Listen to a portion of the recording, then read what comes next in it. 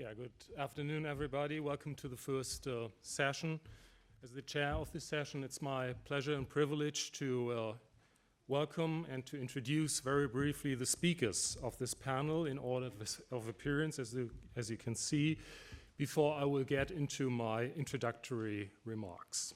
Saâdane Afif is a French artist based in Berlin who was awarded, amongst others, the Marcel Duchamp Prize in 2009, and who in recent years, has built up the so-called fountain archives, a magnificent artwork, and you'll hear more about that very soon. As respondents, we are lucky enough to have on the one hand, Annette Tietenberg, who is a professor of art history at the Academy of Fine Arts in Braunschweig, and who has published vastly on many aspects related to the issues of our session. On the other, and last but not least, we have Thomas Girst, who you may know, for instance, from the Preis der Nationalgalerie as the global head of cultural engagement at the BMW Group, but who in our context may be known even better as one of the leading German Duchamp scholars. So a very warm welcome to all of you, and let's just get started. What was the ready-made, and even more important, what was or is the ready-made after the ready-made? One of the best definitions, if the ready-made is to be defined at all, one of the best definitions of the ready-made can be found in Helen Molesworth, who considers the ready-made to be a discursive field or a discursive formation, to put it with Foucault. For Molesworth, this field contains the ready-made objects Duchamp made in the 1910s, the replicas Duchamp that were produced in the 50s and 60s, Duchamp's notes, interviews, and lectures, that means Duchamp as a self-agent, and last but not least, the extraordinary reception of the ready-mades by art historians. I would recommend to add the reception of the ready-made by artists, and especially the adaptation of Duchamp's gesture as a very common art practice since the late 1950s. Nowadays, we are quite familiar with the encounter of ready-made objects as works of art in exhibitions. For instance, a wall-mounted trash can that seems to reverse classical street art interventions. A collection of classic shopping bags that, on the one hand, superficially presents itself as the spoil of a luxury shopping tour, and on the other hand, exposes consumer culture as the true religion in consumer culture and in the art system. An age-old wooden stretcher that has lost its painted canvas through a theft in an Italian church, so to say, that has lost its art, and now leans as a leftover against one of the walls in the Venetian Arsenale as art. And, to add a last example, a customary urinal whose title does not refer anymore to Duchamp's fountain, but to Sherry Levine's fountain, which is not a urinal at all, but a bronze cast, presumably taken from a urinal. With the exception of Levine, all these works are ready-mades in a commonly accepted sense, that is to say, in an objectivistic sense. Please forgive me this neologism, but it wouldn't make sense to speak of an objective sense. There is no such thing as an objective sense. The objectivistic notion of the ready-made has been informed primarily by André Breton, especially since his early definition of the ready-made in the Dictionnaire abrégé du surréalisme in 1938. Breton defines the ready-made as, quote, an ordinary object elevated to the dignity of a work of art by the mere choice of an artist, end quote. Such a notion of the ready-made as an object consecrated to an artwork began to spread at the latest since the Exposition surréaliste d'objets in Paris in 1936, a totally oversimplifying conception or reception of the ready-made that nowhere condenses itself more than in the writings of Pierre Restany. The self-imposed impresario of Nouveau Realisme considered Duchamp's ready-made gesture to be an artistic baptism of the useful object. Following this claim, Restany in 1961, in his second manifesto of Nouveau Realisme, justified a new contemporary practice in art. Later, he would speak of the neo-ready-made. For in the contemporary context, Restany wrote in 1961, quote, "The ready-mades of Marcel Duchamp gain a new meaning. Henceforth, they reflect the right to a direct expression of the whole sector of modern activity. It is the one of the city, the one of the street, the one of the workshop, the one of mass production. The new realists regard the world as a painting, the great fundamental work whose fragments full of comprehensive meaning they appropriate," end quote. According to Restany, in the modern world, everything is already ready-made. Thus, one only merely has to take it, has to appropriate it. Restany was well aware about the consequences. Quote, "The ready-made is not the peak of negativity anymore, but the basic element of a whole new repertoire of expression," end quote. Thus, Isabelle Graw, who will be with us tomorrow, accurately writes that Duchamp's ready-mades, as they were received and adopted in mid-20th century, that is to say, as objects, Duchamp's ready-mades, quote, "mark the extension of the zone of appropriation in that they extended the possible area from which objects can be appropriated," end quote. Already in 1945, New York gallery owner Sidney Janis has described the underlying mechanism. Quote, "The object is endowed as a work of art by virtue of the insight and authority of the artist's selection. Selection is here no longer just a step in a process, it becomes a completed technique," end quote. Indeed, since mid-20th century, countless artists have extensively, as you all know, made use of choosing and signing as a self-evidently de-skilled technique. However, the choice of a customary object and the use of the artist's signature did not always exclusively serve an emphatic appropriation, but occasionally more a commodification of this very object consecrated into a work of art. Like in the case of Andy Warhol, who over a long period signed Campbell's soup cans and dollar bills, Warhol literally increased the bills to carriers of his authorship and authority by using them like autograph cards and therewith changing their status and inevitably increasing their exchange value.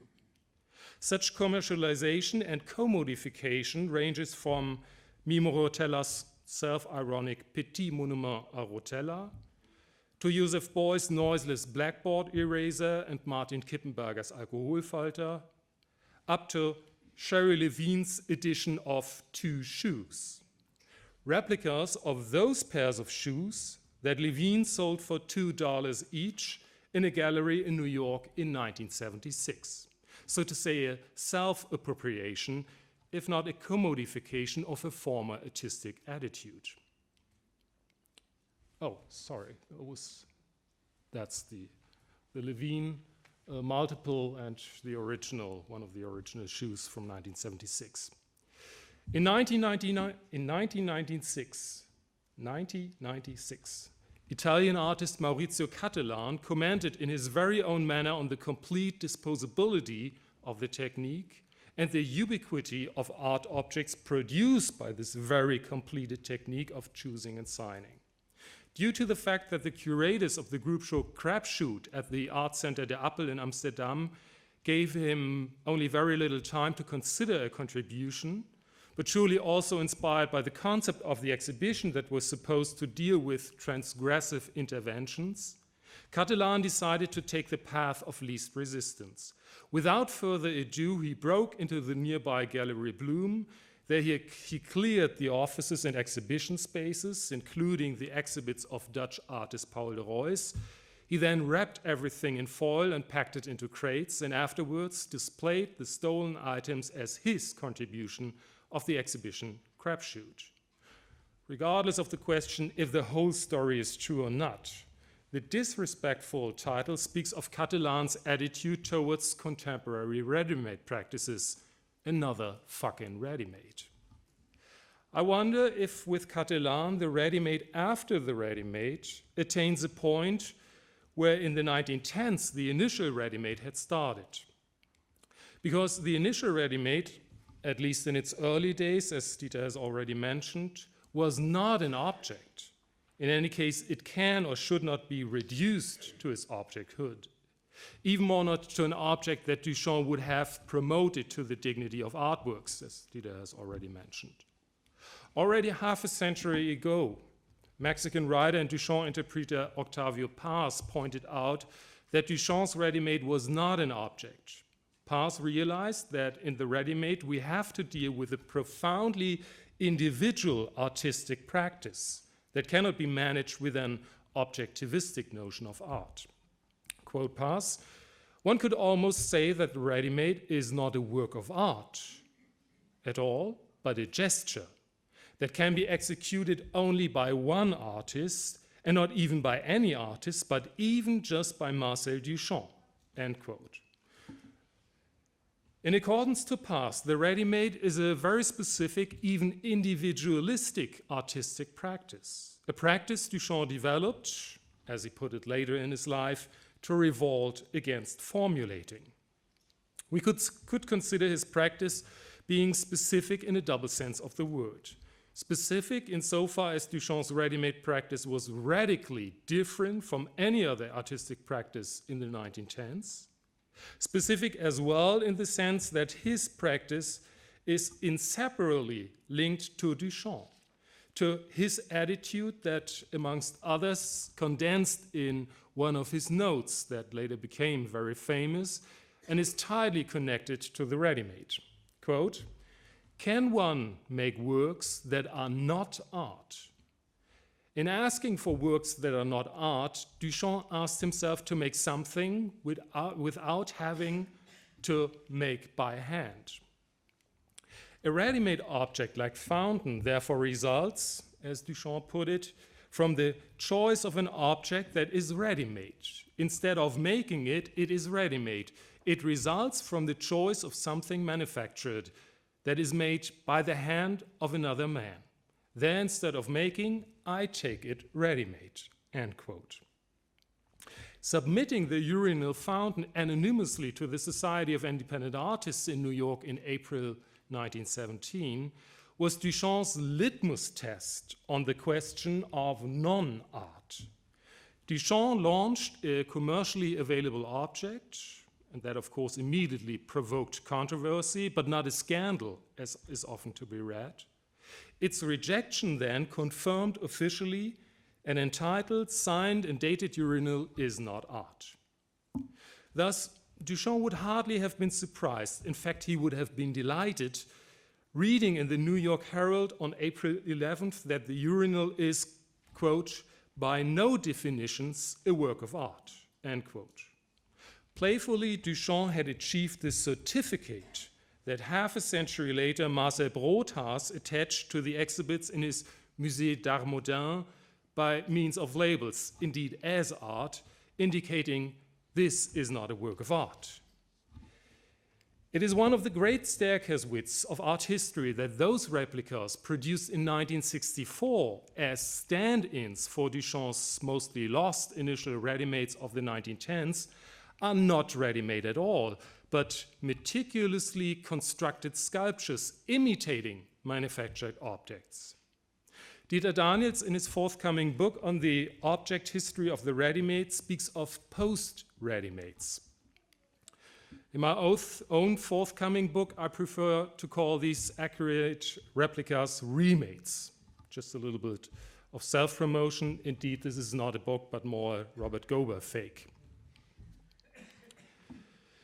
Dieter writes that the ready-mades of the 1910s were supposed to avoid any character of an art commodity, but were now, in 1965, by means of reproduction, converted into these very art commodities.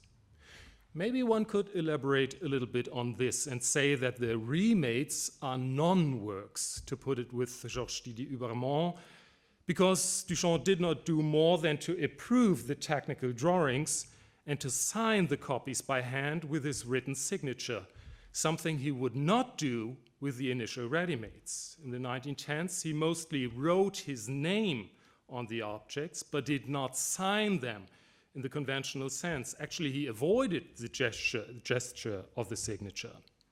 So maybe the remades are, to reverse Duchamp's note already quoted, non-works that are art. Nonetheless, since half a century, the remades are exposed in museums as ready-mades themselves, once again in Breton's objectivistic sense, as allegedly ordinary objects elevated to the dignity of works of art. Yet, of course, the remades do not repeat the initial ready-mades because they are not homogeneous, they are not of the same type. Homogeneity, remarks Foucault, serves repetition, with resemblance, while resemblance serves representation. The remades represent the ready-made objects of the 1910s, most of them lost long time ago. But they represent them in a very unique way. The remades maintain a very exceptional relationship to the initial ready-mades, a relationship that is not shaped within the linear chronological logic of archetype and imitation. Against the chronological logics of the prevenient and the subsequent, one could almost say, as far as the history of reception is concerned, the subsequent stand-ins are the primary, which, in referring back to something in the past, constitutes this very something as the chronologically primary. The remades act like something that the rhetoric since Quintilian calls hypotyposis, that is, bringing before the eyes, which lends immediate clarity to the absent. Jörg Türschmann, professor of Romance languages in Vienna, describes the effect of hypotyposis as follows, quote, original and copy, cause and effect, model and delineation get into such a tight relation that they become indistinguishable, end quote. It seems that Duchamp, in appropriating himself, mixed up things quite a bit in his later life. In 1915, Duchamp stumbled upon the catchword ready-made in New York, where it was mainly used to designate mass-produced ready-to-wear clothing. The term was rarely used for furniture, as far as it's my impression, and sometimes, as you can see on the left, for prefabricated cigarettes. In his book, Ready-Made Democracy, the US historian Michael Zakim explains how ready-made garments started competing with made-to-measure garments in the US in the late 18th and over the course of the 19th century. Zakim even calls it a ready-made age and a ready-made world. The tailoring trade, founded on personal and on literally physical contact, individualism and craftsmanship, on the one hand, and the anonymous wholesale trade in ready-mades were at the time understood as the contrast between antiquated and modern, and between individualistic and collective. Not later than by the time Duchamp came across the term ready-made in New York in 1915, the concept ready-made had lost these political and ideological connotations. In the textile trade, it was being increasingly supplanted by the more neutral term apparel. However, the term ready-made clothing could still be seen in department stores and advertisements. Ready-made clothing items played a vital role in the success of the department stores, being perfectly suited to the large-scale store's philosophy of moving goods quickly and in large quantities, Therefore, we may regard ready-made clothing as the symbol for the logic of consumer culture. However, I wonder if the adjective ready-made is appropriate as a synonym for all commodities and consumer goods. Nevertheless, Jamie Hamilton Ferris, in her recent book on global dimensions of the ready-made, even claims the concept ready-made for all artworks dealing with consumer culture and globalization, and calls these works contemporary ready-made practices, respectively contemporary ready-made artistic practices, new artistic ready-made forms, contemporary artistic ready-made approaches, ready-made operations, and ready-made art, and accordingly contemporary ready-made art. One cannot deny the huge impact of the initial ready-made on post-war art practices, and specifically on recent contemporary art practices, derives to a great extent from the way the historical ready-made articulated a response to the rise in community culture, writes Ralph Rugoff in a recent essay. Rugoff is right. One cannot overestimate the importance of the influence of Duchamp's ready-made in terms of opening up consideration as to how art practices might critically position themselves in relation to the broader consumer culture. In contemporary art, we find countless works of art that employ the vocabulary of industry and seem to stand in the tradition of the ready-made, although some of them, like Robert Gober's meticulously handcrafted fake products, are not ready-made at all. And others, like Isa Genskin's figures, stand at least with one leg in the tradition of assemblage art as well. To come to an end, yes, Duchamp used goods to emancipate himself from conventional and traditional notions of art. But in Duchamp, the ready-made was an act of self-liberation, a secession from art, whereas contemporary ready-made practices conventionally used consumer goods as art material, occasionally to criticize consumer culture, globalization, and the like. Eventually, one of the tasks of this conference might be to distinguish different phenomena within the so-called ready-made century, which we cover with one and the same designation, namely the ready-made. Thank you very much. And now it's your turn, Saâdane.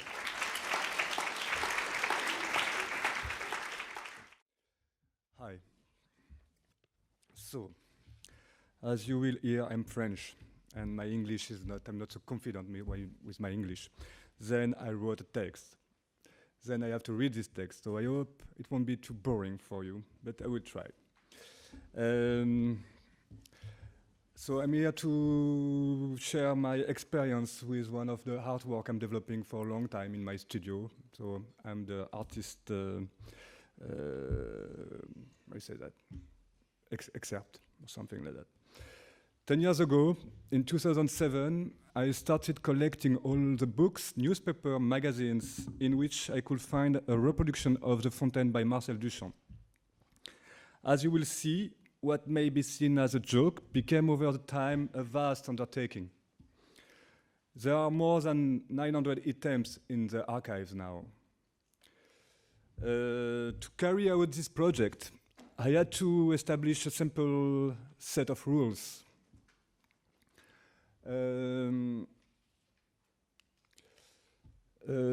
First, the font book must be brought to my studio. I need to have them physically at the studio. Then I give them a number of archives for each book according to the order of its arrival. Then I tear out the pages where the work Fontaine is reproduced. So I destroy the book. The page is then scanned before being carefully framed to become an artwork. Voila. Then I produce a certificate for each frame page that takes the form of a conservation record, that the kind you can have on the library or those kind of things. It contains the reference of the book. This one is interesting because you'll see. It contains the reference of the book, title, publisher, the date of entry of the document in the archives, the turnout page number in the original document, the name of the person who found it. For instance, here it's Dieter Daniels. So I have some accomplice for this kind of things, of course. Then, if there are more, so this is one of the last rule is if there are more than one page reproducing a fontaine in a book, it makes a polyptych. For instance, this is a capture of my website, but for instance, on the book Fontaine, very famous book by Comfield for the Menil collection, published by the Menil collection. They are like, this is the record one, it's like 13 pages. I found 13 pages. So I made one work, calling under the number FA0275. And this work is containing 13 pages, which is the most important ensemble.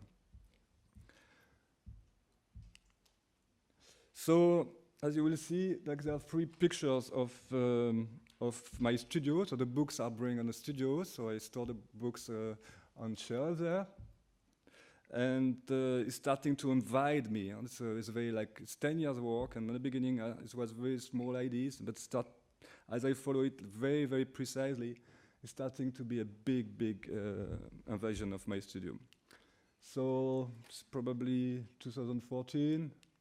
Last year, so books and books and books arriving. The publication amputed of its page is then kept in my studio. Over the time, it has formed an ultra-specialized library whose object that motivated its existence is actually not there anymore. The pages are not there. This is what I call the passive part of the project. I will come back to that later. The Fontaine Archive is what I call a hobby work, a work that I develop alongside my art. It is based on the economy of the multiple, the economy of art edition. It is a simple gesture, easy to repeat, but this one is producing only unique piece. And to do that, I base myself on the existing industry of books to make these things possible. Then the frame pages are again spread out over exhibitions or sell using the usual circuit of art: collectors, gallery, museum, art center. I call the active part these first phases of the project. The Fontaine Archive, this part exchanging, getting the books, making a piece of art of 1 pages, springing out back the books on the art world. It's the active part will allow me as well to manage the very heavy weight, even economically, of this project.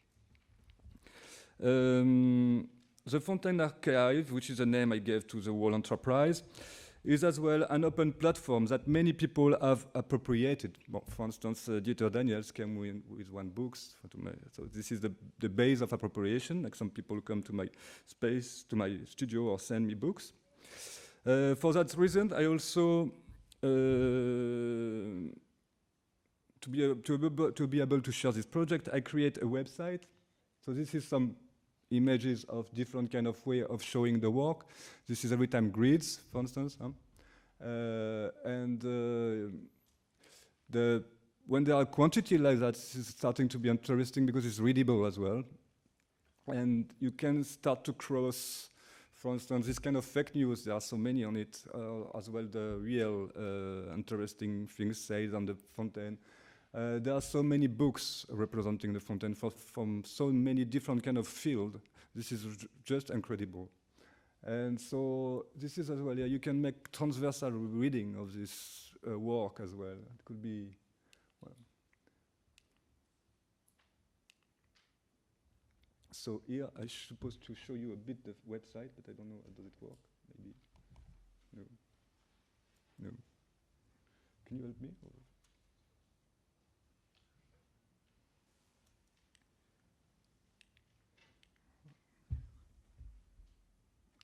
it's supposed to be a website, like kind of. Well, maybe it doesn't matter. I will explain you the. It's okay. It's okay. I can explain it like that. But the website, as I told you, I'm making a scan. It's very obsessional things. Huh? So I'm making a scan of all the turnout pages. Then I made a website where you can find, you can make a consultation of all these pages, and with a very precise reference of the book, and as well on the website you can get a list of the bibliography of the books already found, and it's as well a platform of exchange with people who want to participate it, because some people send me some references, and as well it's open the work. So this is the website platform is a part of the work to be shared as well. Another rules allow the archives to be appropriated is when a person brings me 10 documents that are not in the archives yet, I give him in exchange one of the frame page together with a certificate. So he receives literally one of the artwork. Several people got into this game, but the record man is the Paris-based collector Daniel Bosser. He has literally fallen in love with the project, and he has already sent 120 books to the studio, which is massive. I mean, very massive.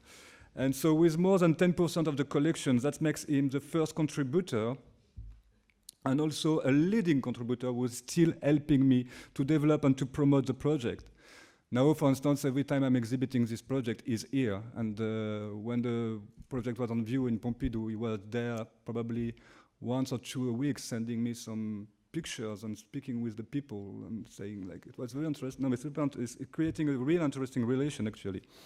And we have like a long correspondence together, which is very, very super interesting. When they send me comments on books and a lot of things.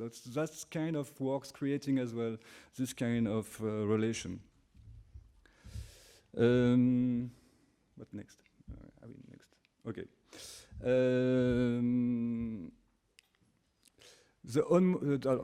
The augmented section, a shift. Huh? Since I started the collection, a shift occurred.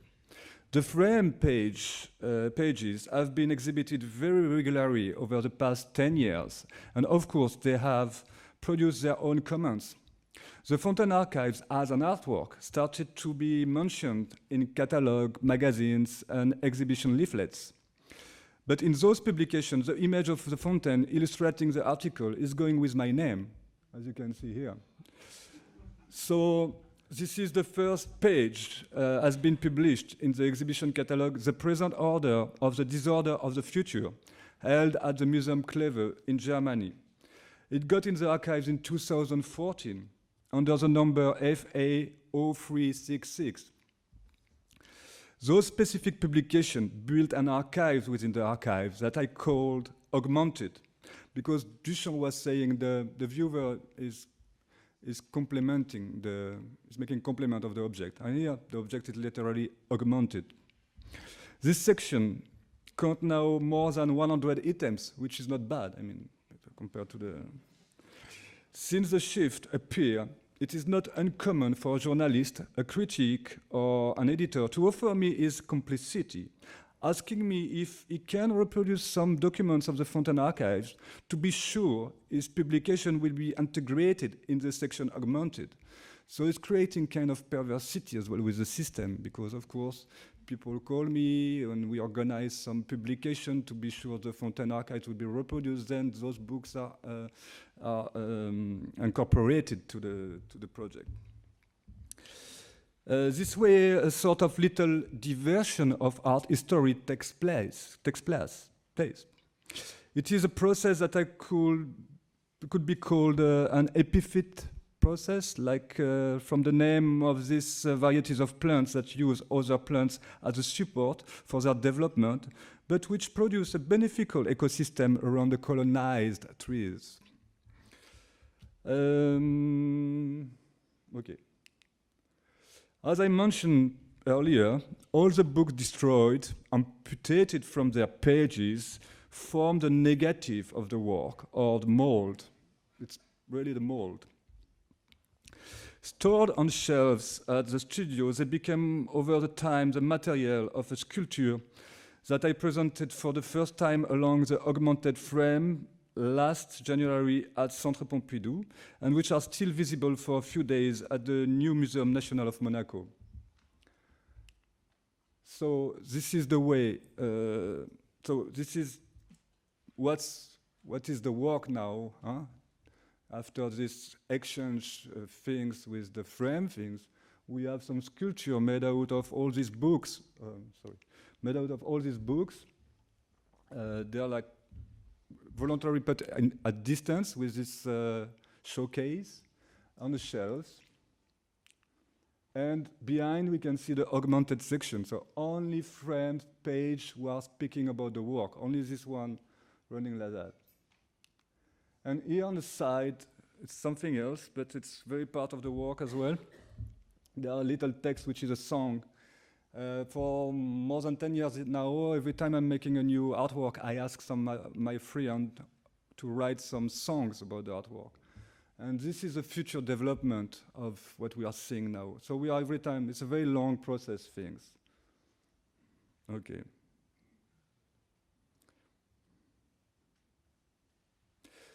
Okay, then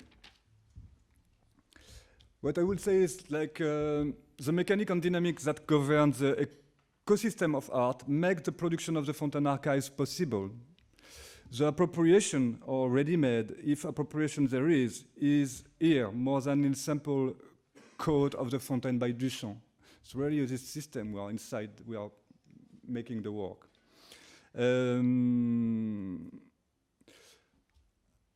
Any adventure ever so beautiful must end, and I will be very happy when it will be finished.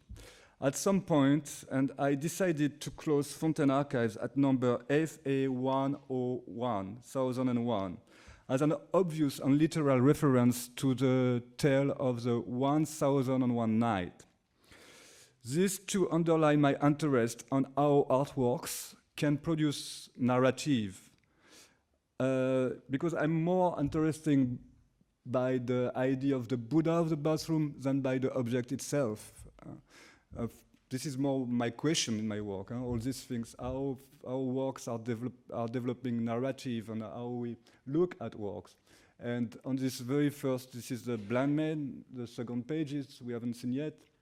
They develop, they say, yes, this is, they call it pissoir, but this is as well, we can see a Buddha of the bathroom, or the leg of a naked woman painted by, don't remember, by Cézanne. So they say like, okay, we can see completely, and this is what's happened. Fontaine is a wonderful work because it is still one of the most talked about artwork in the world today. Making it so alive and present, despite its century of existence, this is very rare. Some works were still so, yeah, really so alive. A lot of sculpture disappeared on the storage of museum forever, or are completely neutralized. This one is still like people, you can see today, there are like maybe one conference like that on the world this year, every 2 weeks, every second weeks. It's very like super discussed. I was on another one 10 days ago. We can assume that Marcel Duchamp consciously orchestrated this deluge of comments by accompanying his gesture with a major contradictions. Now, this major contradiction is, for instance, in between what is said here, like you can look at it as, you can project yourself on it and look at it as an object, like a Buddha of the bathroom, and on the same time he was saying that it's absolutely, the choice of the ready-made is something very far with absolutely no, you don't put inside any affect, anything like that. So he was starting to, but with the Buddha of the bathroom, I say that he put the worm in the apple, and people starting to try to integrate themselves these things.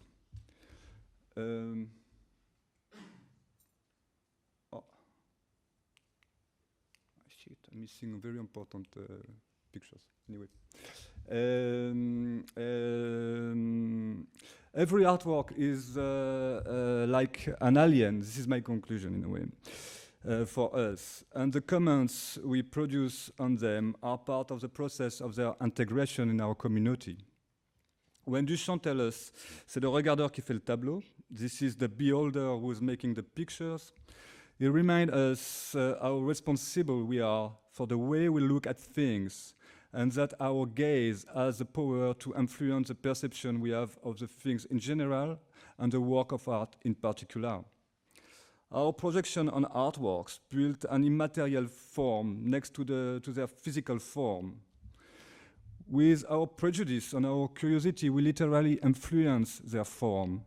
The Fontaine Archives is trying to give a representation to this immaterial part of the artwork.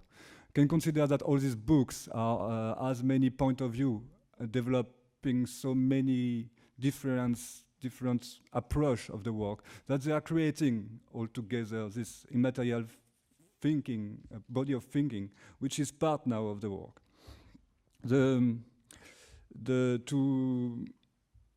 It's exactly that. What I'm trying to represent is what happened in the mind of the beholder when he's making the pictures.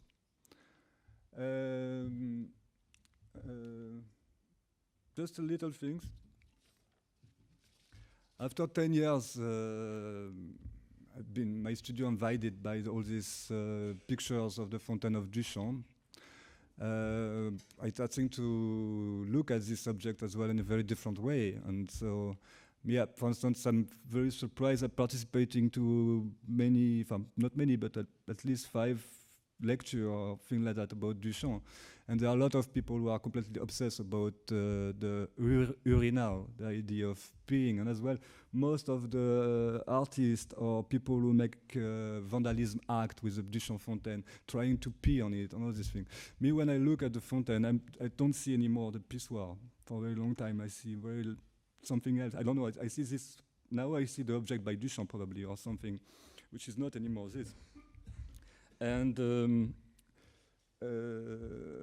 I starting to, as Duchamp was working with word, I starting to question what is behind the definition of what is behind what's making the fontaine, what is behind the title and the date of this object, Fontaine 1917, which give the definition of the work. And I starting a year ago to collect all the postcards. It's another, it's a side effect of what I did before. It's completely different, but it's a side effect. Starting to collect all the postcards where I can find a representation, a picture of a fontaine. Alors, in the 1917, it was the development of urbanism, and a lot of people, a lot of little villages like to have a fontaine on their squares. So there are a lot of pictures with fontaine. And then I started to collect all those fontaine, but they're all traveled in 1917. I've been like, so through that collection, I started to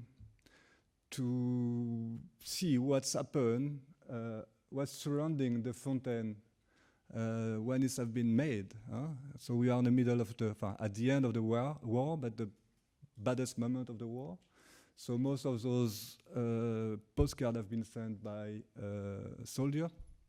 And so we can see a bit of the urbanism. And I found in 1 month, I found 250 of those cards. So 21, first 17. And this one is interesting because it's a place in French, but the postcard is in German. It was like, and I made a book out of this. So yeah, it was my last comment for this year. After I'm stopping with Fontaine 1917, I will finish this year, 2001. And the last comment is this book. It's another way of getting inside the work. Well, that's it. Thank you.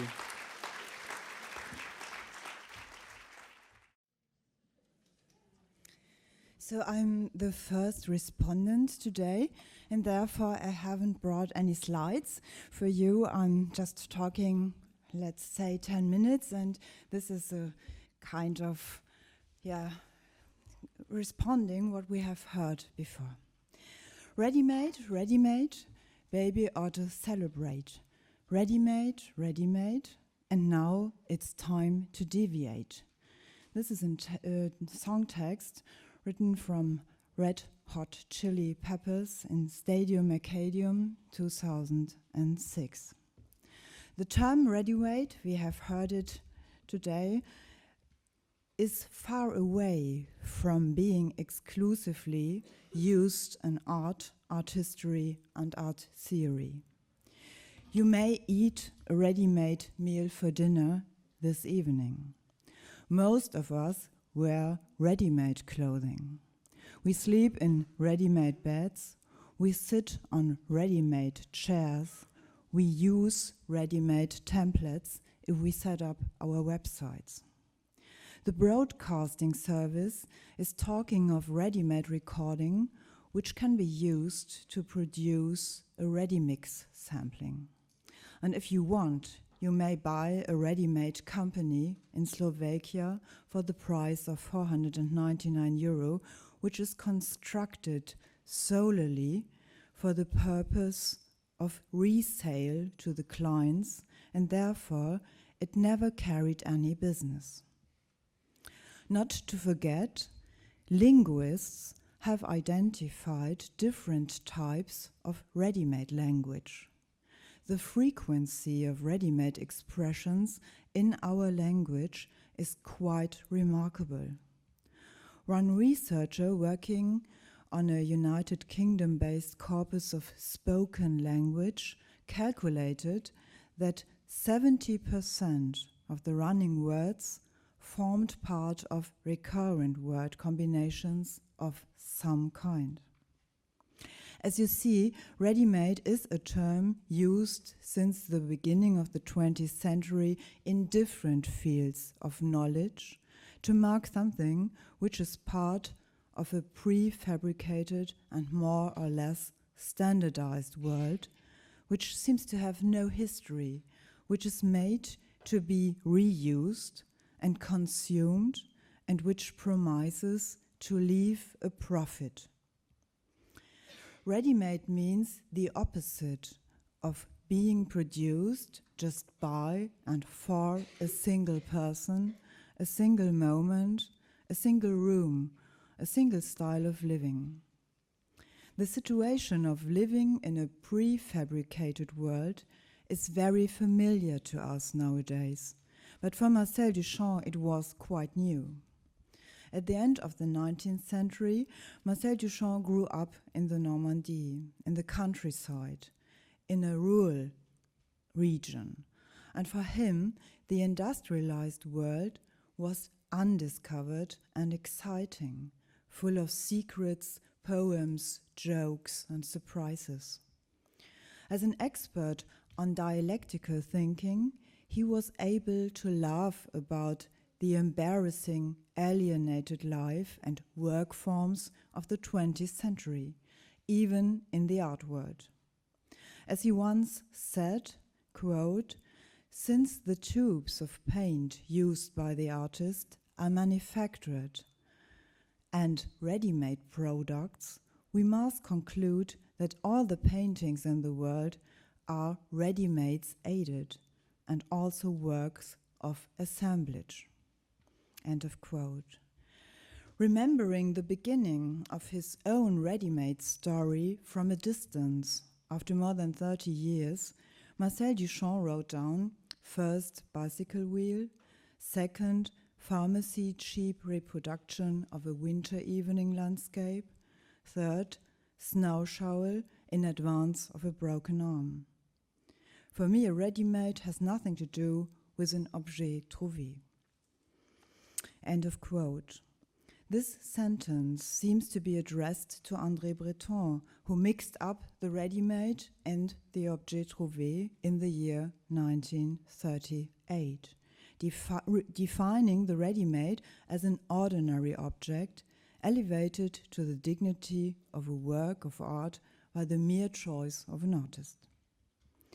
Duchamp never talked about dignity and mere choice of the artist. He said, quote, "It was around 1913 that the word ready-made came to my mind to designate this form of manifestation. A point which I want very much to establish is that the choice of these ready-mades was never dictated by aesthetic dialection." End of quote. Therefore, I would prefer to reserve the term ready-made in the field of art and art history exclusively for an artistic grasp on industrially produced articles of daily use without changing them substantial neither in their material character nor in their dimensions. This means I wouldn't use the term ready-made to describe, for example, Olaf Nicolai's big sneaker like we have seen it, but it's not here, we don't know exactly what happens.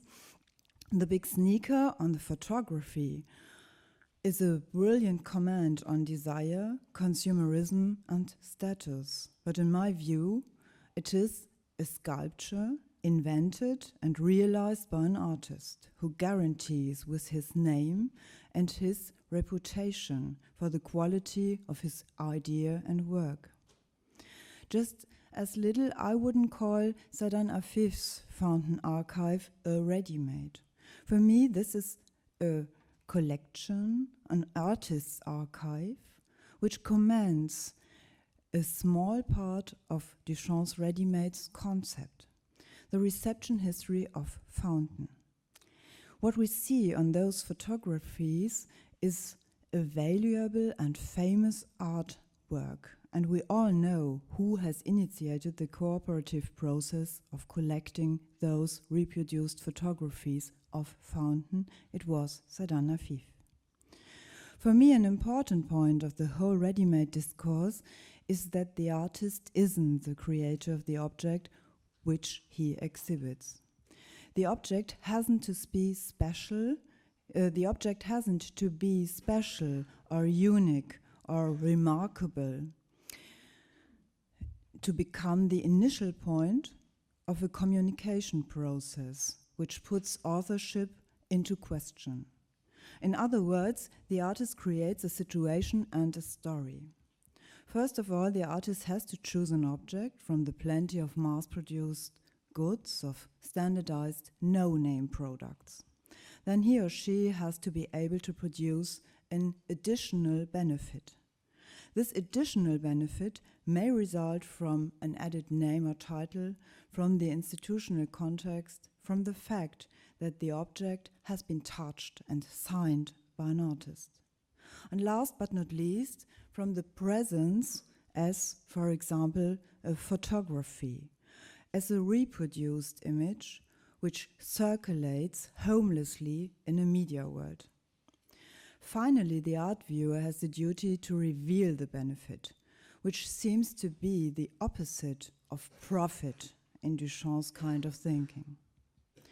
It's the viewer's challenge to recover the poetic potential of the apparent worthless mass-produced object.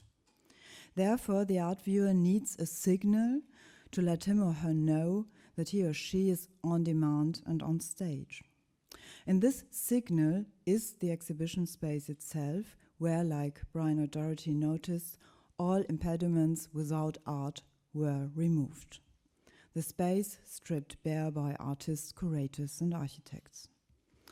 The exhibition space was and is still reserved for artistic productions, which meant in the beginning of the 20th century for activities of self-made men who were responsible for the whole process of making. The idea, the realization, the distribution, the marketing. This kind of entrepreneur has become an anachronistic life form in a society based on the division of labor. Is an artist still an artist if he refuses to be an inventor, or the other way around, like Lars Blunck has put it in words, can an artist make works that are no art? To claim authorship, even when the author is already dead, a process which Michael Wetzel has defined as restitutive authorship, seems to be most important of Duchamp's ready-made concept for me. Therefore, I would argue that the remades, which Lars Blunck has mentioned, are vital parts of the ready-made concept itself. Most we know about ready-mades, particularly about Fountain, we know from Marcel Duchamp himself. He was the editor of The Blind Man. He was the author standing behind the article The Buddha of the Bathroom. He was responsible for the spread of rumor around Fountain. And he himself has decided in the era of pop art in the year 1964 to collaborate with Arturo Schwarz to produce an edition of the ready-mades which have been lost in the 1910s and 20s. Like a poet who has to collaborate with an editor, Marcel Duchamp was willing to give the production of his so-called work in the hands of somebody else to let his ideas circulate. The basis of this deliberate confusion about authorship is the irrecoverable loss of an original work of art. A ready-made has to indicate the absence of an original, and therefore it needs to be a reproduction, better a reproduction of a reproduction, a reproduction of second order. Conclusion, I'm afraid that the 21st century cannot be a ready-made century in the arts at all. We are living in a period of digital design and digital production processes in the era of customization. This means that individual or personal specifications or preferences of consumers have been rediscovered. If art is still connected with production processes in the consumer's world, neither the displacement of an objet trouvé nor the presentation of a no-name product for the daily use in an exhibition space will be the answer. This is all a kind of reference, homage, nostalgia, or let's say history. I think that the fruitful play with the role of authorship in the arts has to start on a different level today. Finally, let me quote Red Hot Chili Peppers again. Ready-made, ready-made, steady as the rhythm rolls. Ready-made, ready-made, and this is how the story goes. Thank you for listening.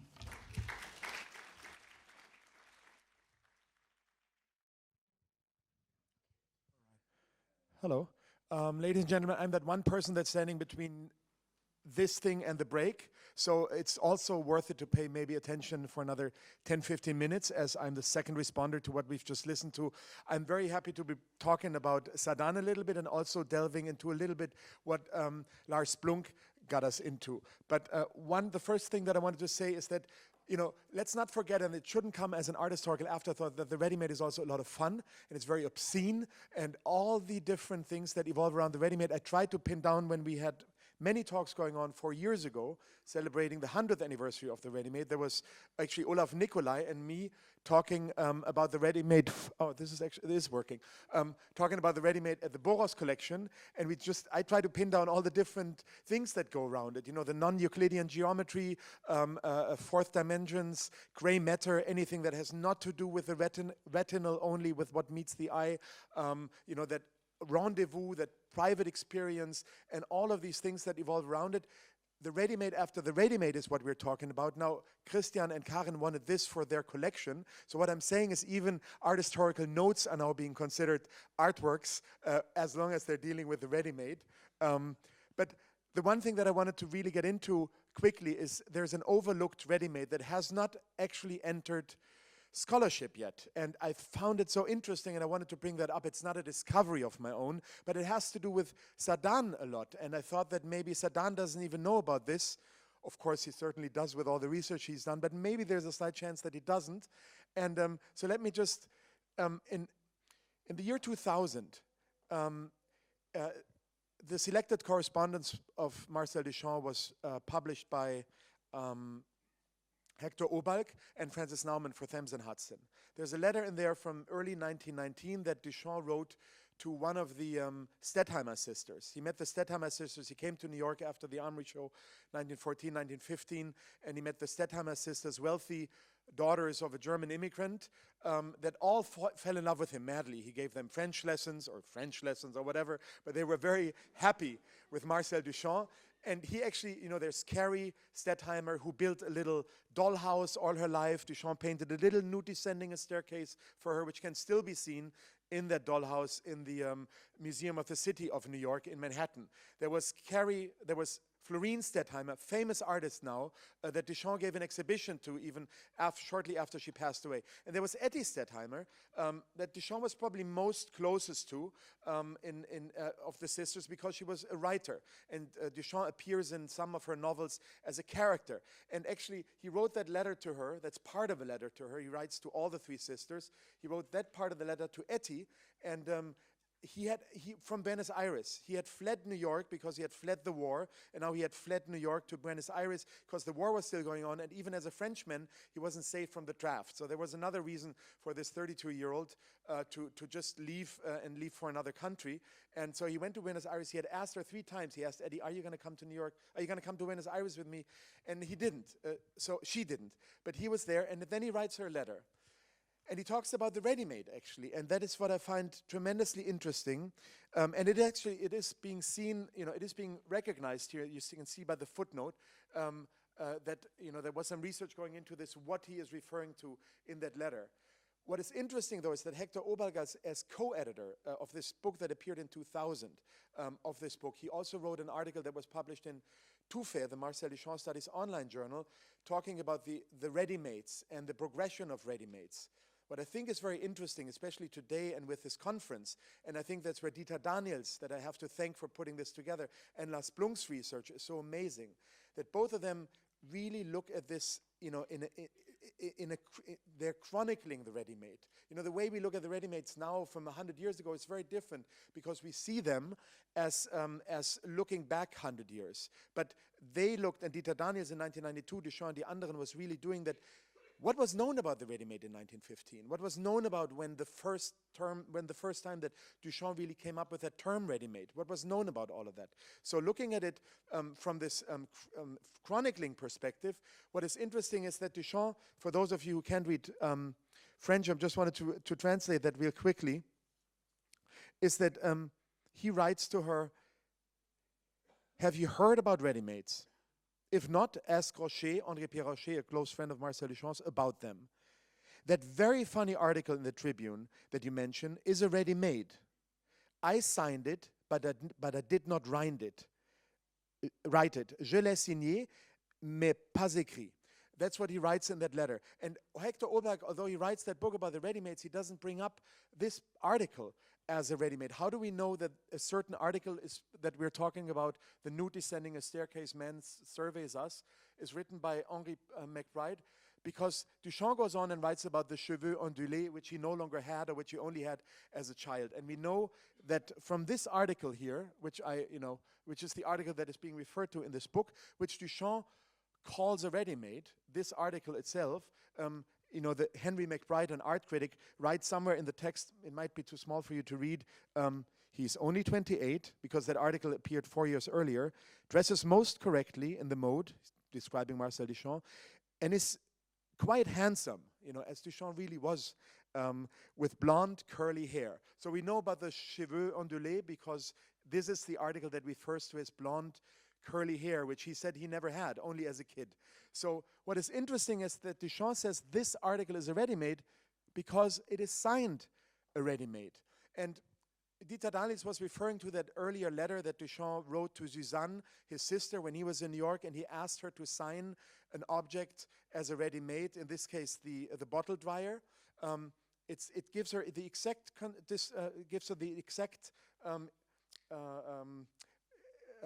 detail of how to sign a bottle dryer that was left in his studio. He says, sign it d'après Marcel Duchamp. And this is basically without his own handwriting. And this is what he tells Etty Stettheimer. Je l'ai signé, mais pas écrit. I signed it, but I didn't write it. And Duchamp, as we already heard from Lars Blunck, he never really signed his art, his work at the time, because he wanted to get away from the hand and from the artistic hand and all that what artists can do. And he was a great painter. But his paintings, shortly before he stopped painting, he signed, but not in terms of a signature, but in terms of typeface. You know, sometimes really large letters, typeface, to remove himself as an artist. So this would be a ready-made because it is signed by Marcel Duchamp. What follows is, of course, quotes from an interview that Henry McBride did about Marcel Duchamp. So that's why it says by Marcel Duchamp. But this thing, and I thought it was so interesting to what Saâdane is doing with the Fountain Archive, is that he's looking at reproductions of ready-mades, of Fountain in particular, and that is the other thing that I wanted to get into while I'm speaking to you about the ready-made. You've seen the Fountain. Let me see what's the next. Oh, this one I'm just probably going to skip, although it's very interesting. Maybe if you ask about me, I'll show you. I leave that there as something that we don't know what this actually is. But I'm not going to take you there, although I could. But the one thing is, the ready-made after the ready-made, what is interesting is that, okay, maybe I do it real quick. The thing is this, it's really quick. You see Duchamp sitting here in a deck chair, right? This is a deck chair, as you know, from ocean liners. Duchamp came in an ocean liner. Duchamp went back and forth, Paris and New York, in an ocean liner. This is a typical deck chair.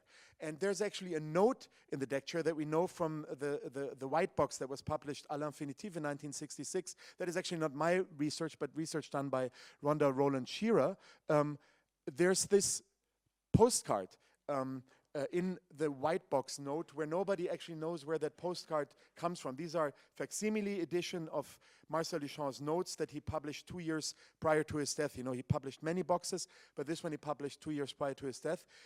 When Serge Stauffer, who we'll have a whole symposium about in 2 weeks in Stuttgart, asked Tini Duchamp, his wife, Duchamp had passed away in 1968, what is that actually? What does that show? What is that? A water aquarelle. What is it in English? The watercolor thing. What is that? And Tini Duchamp thought that this could very well be by Marcel Duchamp.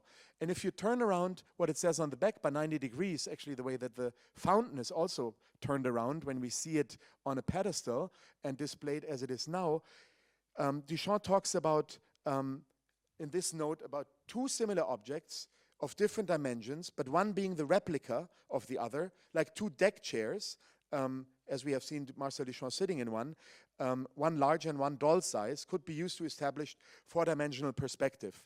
What is interesting is that Rhonda Rowland Shearer, if you turn the postcard also by 90 degrees, this could very well be, you know, a deck chair, the outline of a deck chair in an ocean liner, pretty much like the one that Duchamp was sitting in.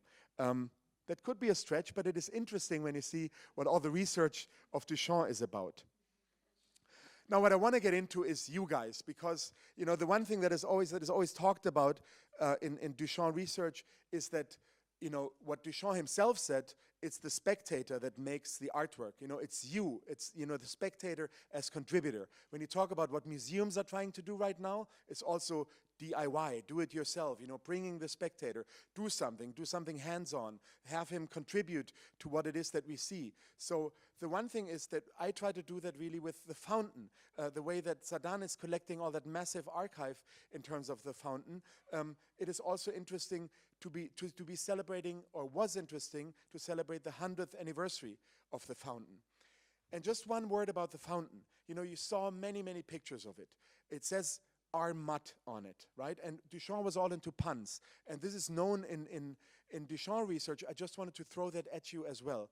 Armat is such an innocent signature, but Duchamp actually invented graffiti as art at that moment in time, because it was just painting a different person's name on graffiti. And you know, for those guys that go into bathrooms, especially if you're in the university, there is a lot of graffiti still in bathrooms. So Duchamp writes Armat. What does Armat actually mean? We know that R stands for Richard. Richard Mutt could also mean rich art is mud, M-U-D, and not M-U-T-T, because Duchamp was always going up against art that was very expensive, art that was only there as a commodity for sale. So that name in itself could signify, a sort of criticism. He himself said that the fountain was made by Mott Ironworks. Mott Ironworks, so this Mutt is a reference to the actual producer of this fountain. There's also a comic strip that was called Jeff and Mutt. So Duchamp himself was referring to that cartoon.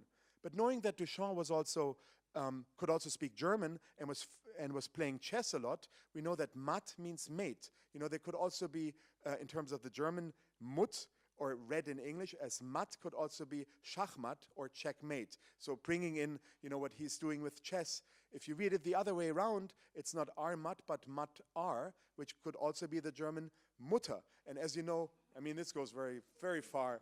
But then you could look at the fountain as a womb. And Duchamp in 1913 published a note saying, as a female, one only has the public urinal, and one lives by it. Whatever that means, what I'm trying to say here is that any little thing that you open up with Marcel Duchamp is just, and 100 years of research is just a lot of stuff.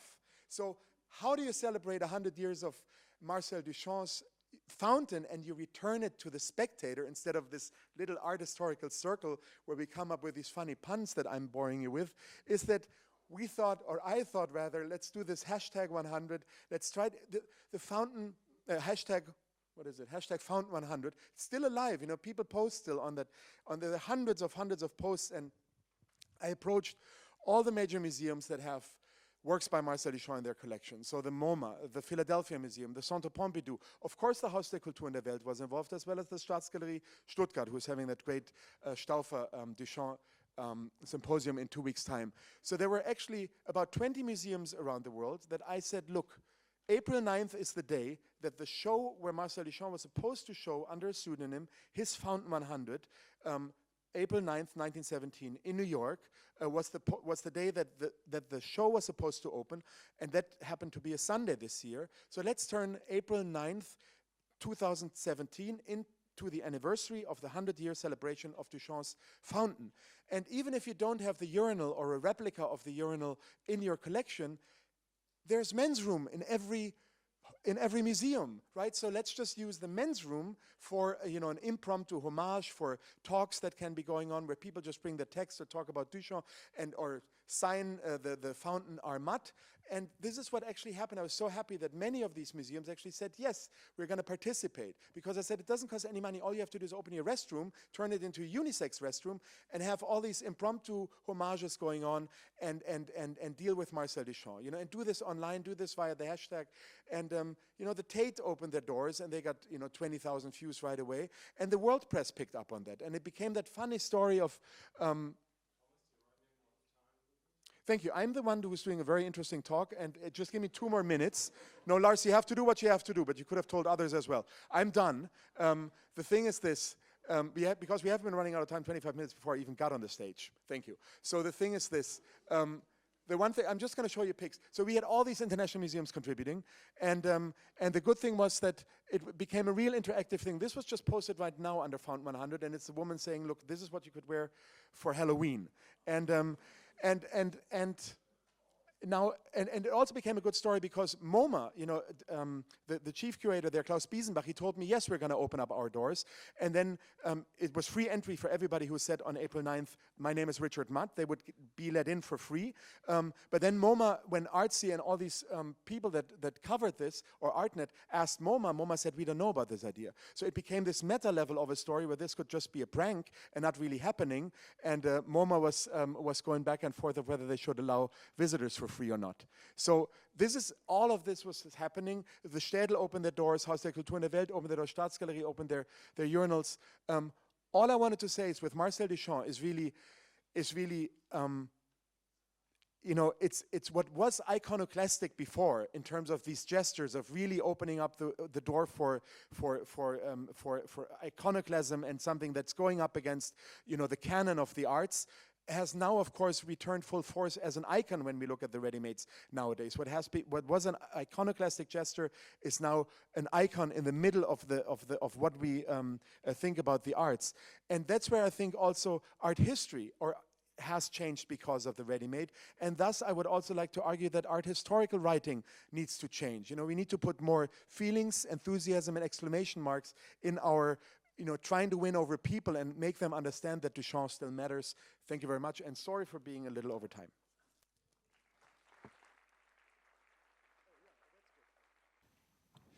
What came to my mind in all your presentations, is this working, hopefully, was that there are multiple layers of appropriation in Duchamp and in Saâdane Afif as well.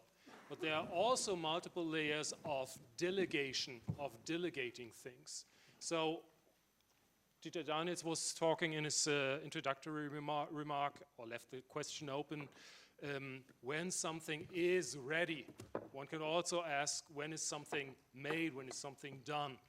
And what, at least when Thomas was talking about this, this article appropriated by Duchamp, it came to my mind that delegation is very important when we talk about appropriation and when we talk about the ready-made as well. It was more a comment than a question. Would anybody like to elaborate on that, or just leave it as a comment? I mean, it's very visible in your work, Saâdane. You delegate things to other people, and one could also ask, what do you make yourself?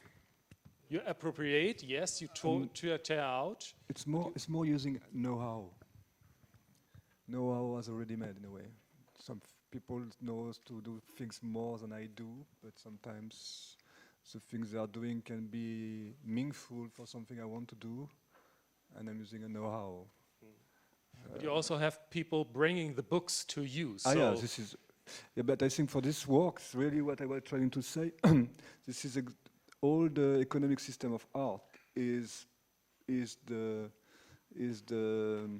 I don't know, the energy or the makes this work possible. With all the different kind of exchange could be inside this economy. And this is the only the engine who makes this possible. An iconic, but I'm not so interested by the fontaine, even if it's interesting to have it, even because the pages are ready-made and all these things. So it's making some kind of.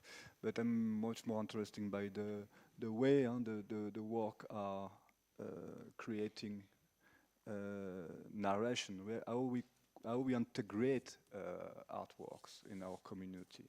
And this is, I just use this icon and with simple rules to create a system which generating by itself the work now. Now there are people commenting the work, everything is, everything's running by itself now. You wouldn't consider yourself being a ready-made artist at all, would you? No, I'm using the pages is ready-made, of course. I'm not making those pages, but it's not. This work is not a ready-made for sure.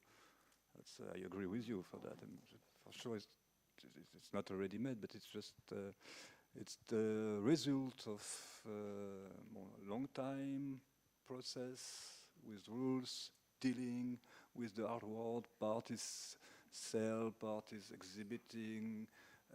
Creating comment and all these things around a very famous work, iconographic work. When I say it's an epiphyte, like this kind of parasite, this kind of plants colonize other plants or something like that. That's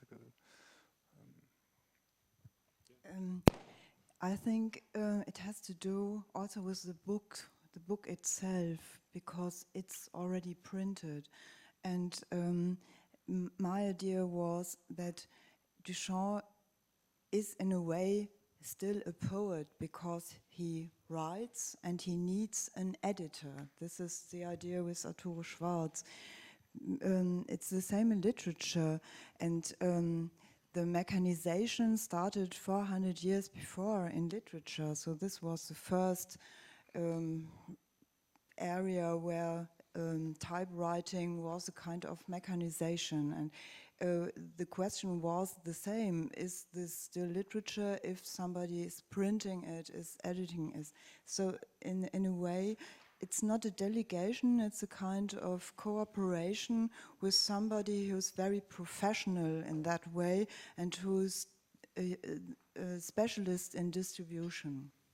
And this seems to be something new for me in the beginning of the 20th century, that the artist says, I need an editor to give something to society. I'm not the one who's the specialist in distribution systems. I think what I find interesting about the delegation that you just pointed out is that, I mean, there can always be a to and fro, of course, but it's a delegation, and there's no interference by Duchamp after the delegation, or at least that we know of, in a way. But Duchamp always has the last word in it, just one little thing, and you call this the Treppenwitz of Duchamp scholarship, that those supposedly effortless reproductions of 1964 by Arturo Schwarz were all done painstakingly by hand, you know, to look as much as possible, as have you pointed out, at the lost originals, because all of them are lost except for one, and I've made that point before. The one ready-made that we still have today as the original ready-made, the one and only, except for the article, which of course, you know, exists many times, is the comb, which is in Philadelphia. And if you look at the comb of Arturo Schwarz of 1964, and we look at the original comb as a ready-made at the Philadelphia Museum, and you start counting the number of the teeth, you realize that the one by Arturo Schwarz has 2 teeth more than the original. It's fast, and Duchamp just signs okay. He knows that it is not the original. Why did Arturo Schwarz, did he count wrong? And then you look at Duchamp's notes, and what do you have there in the first edition, the second edition of his notes of 1934, the Green Box? 2 references that say, count the comb by the number of its teeth. You know, this is a mind game that is going on that throws in a whole different concept of inframince and how things that are coming from the same mold also can look different. Not 2 can of Cokes look alike. So I think this is such an interplay that is coming in that keeps us as art historians, of course, busy and crazy at the same time. There's no solution to Marcel Duchamp. You always made the point, Lars, and I'm so happy for it. And although this sometimes looks like a hunt for solving a riddle, it's only, you made it great, you said it's a there's polytruths. Pardon me? That was it. Yeah. Good. That's the one term. Thank you. But Duchamp was an expert in contradiction. He input a lot of contradiction in his work. He was as well a chess player. We can probably imagine that he was a bit conscious of what he's doing. But maybe the main delegation, the most beautiful one, is again this very incredible sentence when he says that this is the beholder who is making the pictures, the delegation to the author to look at the work. And with this contradiction, it developed a lot of possibilities of interpretation and a lot of possibilities of discussion, even today, still running today, because I think this kind of control of the vague of something. Yeah, it's 32. You know, there are 32 dance. No, there are 30. And this is on all level. You can find this kind of. Well, in April 1917, he not only appropriated a fountain, but he delegated.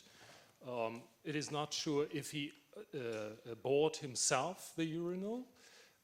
He invented fictitious artists who he delegated the work to.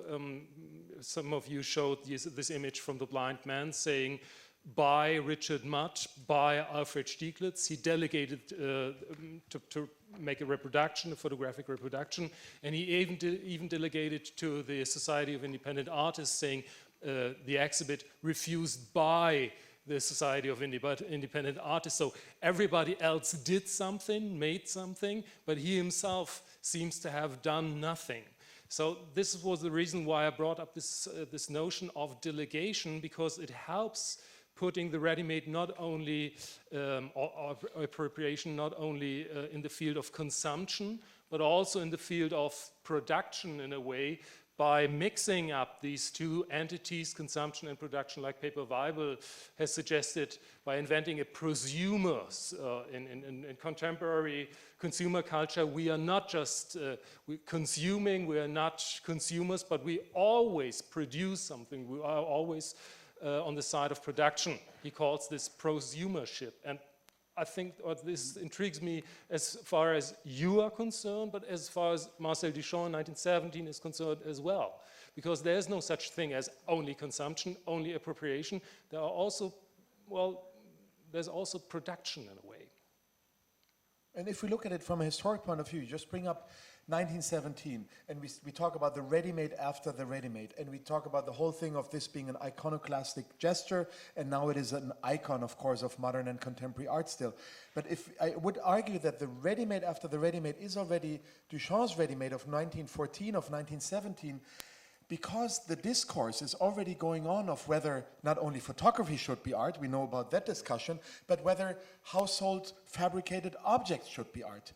2 years prior to the 1917 refusal of that urinal, 2 years prior at the Newark Museum, just outside of New Jersey, just outside of Manhattan, there was Dana Cotton, the director, who put up 3 urinals on display in his museum, saying that common household objects should have the same, should be regarded the same as oil painting. That's a quote of his that I just paraphrase. When Duchamp was in Munich and he got so carried away by the Bavarian Trade Fair, by the Deutsche Museum, where in both of these locations he saw as museum displays ready-made objects already, there was, of all people, Pascal Fortuny, who was the general consulate of 1915 in Munich from Paris, who writes an article on the front page of a Munich paper saying that a door lock and a straw basket should be considered works of art. So I think that with Duchamp's thinking about, and the thinking that goes into the ready-mades, this is already a vital discussion that is going on. Which links this back to the topic of the whole conference, the consumer side, or goods. Still 5 minutes left if we want to stay in time, 10 minutes left if we give us 5 minutes more. I'd like to open the discussion to the auditorium if there are any questions or comments at all. Don't shy. I have one question. Yeah, there seem to be microphones anywhere. Just sort of a simple question. I'm just wondering, is there a difference between a found object and a ready-made? Like, is there an obvious difference? You mentioned the objet trouvé, which is not the same as a found I might have object. missed your speech. Did you talk about this? Yeah. So in the art historical way, to answer, the object has to be industrially produced, and it has to be produced to be used. So it's not something which has a poetic character itself. So it has to be useful. And if you find a way to connect it with art, then it has a metaphorical dimension. So this could be an answer. And the other one is the objet trouvé, which means this can be anything, but just because now it exists in the context of art, you can see it as art, but it's not from the consumer good world. The objet, you can find something about the objet trouvé in André Breton, and who describes ordinary things that he finds who really, really, really emotionally struck him. So there's this fetish thing which is not in the ready-made at all, if we believe Duchamp. So there's a huge difference between these two things if you only look at Duchamp and Breton. Anything else? Is there not a kind of fetishism looking at the Fontaine as Buddha, for instance? If you look at it as a Buddha, But no, because he was behind the articles, Duchamp, Yeah. so The article was written by Louis Norton. I think we should really break it down to Louis Norton and yeah, or it's Beatrice not Wood. on signing, but Yeah. probably if I can imagine that you got a had a noise say in it, on it, yeah. no? just a Unsigned, actually. Just a footnote, the mud iron works, where he presumably bought the urinal, in former times, in late 19th century, began casting iron fountains. Just another indication that you're on the right track. I wrote recently a book about prehistorical practice and the appearance of the figure in prehistorical practice. And apparently, they found on the cave, they found some objects were coming from very far, kind of collections, and the hypothesis is like before making himself representation, he first gathers some object to make him thinking to something. He projects the symbolic on ready-made object, probably. That's probably the first art is ready-made then, or objet trouvé, let's say. Which is interesting because still today and something. Well, anyway.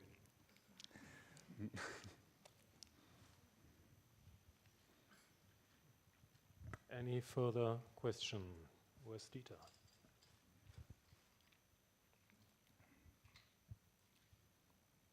So otherwise, we